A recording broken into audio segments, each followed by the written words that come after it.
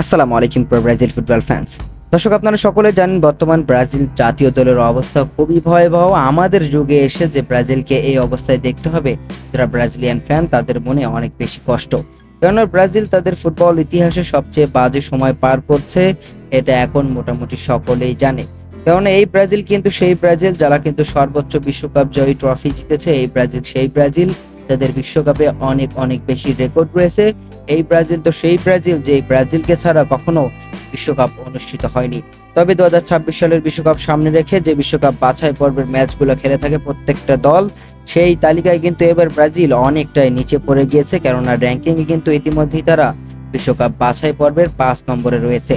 ইতিমধ্যে 2026 সালের বিশ্বকাপের জন্য ব্রাজিল 8টি ম্যাচ খেলেছে, সেখানে কিন্তু তারা 3টি ম্যাচ মাত্র জয় পেয়েছে, একটি হয়েছে ড্র এবং বাকি 4টি ম্যাচে কিন্তু সেলেসাওরা হেরেছে। আর এত ম্যাচ হারার পর কিন্তু ব্রাজিলকে নিয়ে অনেক বেশি আলোচনা সমালোচনা হচ্ছে গণমাধ্যমে, যে অনেক অনেক ফুটবল ফ্যানরা বলতেছে যে 2026 সালের বিশ্বকাপ ব্রাজিল খেলতে পারবে না, চান্স পাবে না। মূলত তাদের জন্য এই ভিডিওটা, যে কনমেবল থেকে কিন্তু মোট 6টি দল সরাসরি 2026 সালের বিশ্বকাপে অংশগ্রহণ করবে। কেননা 2026 সালের বিশ্বকাপটি হবে কিন্তু 48 দলের, আর সেই কারণে কিন্তু কনমেবল থেকে সরাসরি যাবে 6টি দল এবং টেবিলের 7 নাম্বার দল ইন্টার কনফেডারেশন প্লে অফ খেলার সুযোগ পাবে, যেখান থেকে কোয়ালিফাই করেও কিন্তু তারা বিশ্বকাপে যেতে পারবে। অর্থাৎ বর্তমান ব্রাজিলের কিন্তু 8 ম্যাচে 10 পয়েন্ট নিয়ে টেবিলের 5 নম্বরে অবস্থান করছে এবং ব্রাজিলের বিশ্বকাপ বাছাই পর্বের ম্যাচ এখনো 10টি বাকি রয়েছে। এবং বাকি 10 ম্যাচে যদি ব্রাজিল ম্যাক্সিমাম 12 থেকে 15 পয়েন্ট অর্জন করতে পারে, তাহলে নিশ্চিতভাবেই কিন্তু বিশ্বকাপে জায়গা করে নেবে 26 সালের। এটা নিয়ে কোনো ডাউট নেই, কোনো সন্দেহ নেই। অনেক ব্রাজিলিয়ান ফ্যানরা কিন্তু মনে করতেছে 2026 সালের বিশ্বকাপ ব্রাজিল খেলতে পারবে না। এটা কোনো সমস্যা নেই। ব্রাজিলের এখনো সামনে 10টা ম্যাচ রয়েছে। এই 10টা ম্যাচের মধ্যে কমপক্ষে হলেও 5টি ম্যাচ কিন্তু ব্রাজিলকে জিততেই হবে।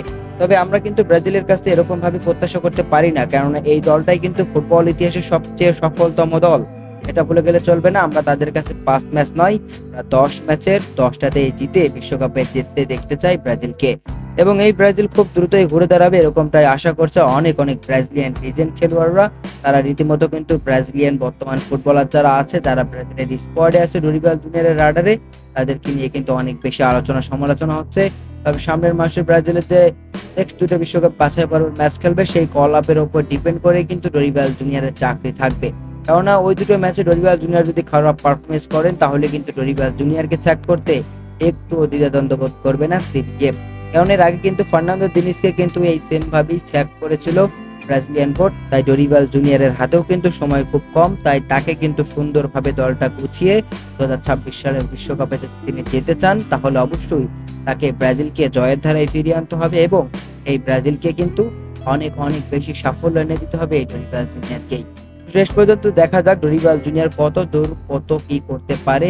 সামনের মাসে আরো 2টা ম্যাচ রয়েছে ব্রাজিলের, এবং ওই ম্যাচ দুটোর ফলাফলের উপরে ডিপেন্ড করেই কিন্তু ব্রাজিলের 2026 সালের পিছনের যে কোচিং প্যানেলটা সেটা মজবুত করা হবে, এরকমটা জানা গিয়েছে ব্রাজিলের বিভিন্ন গণমাধ্যম থেকে।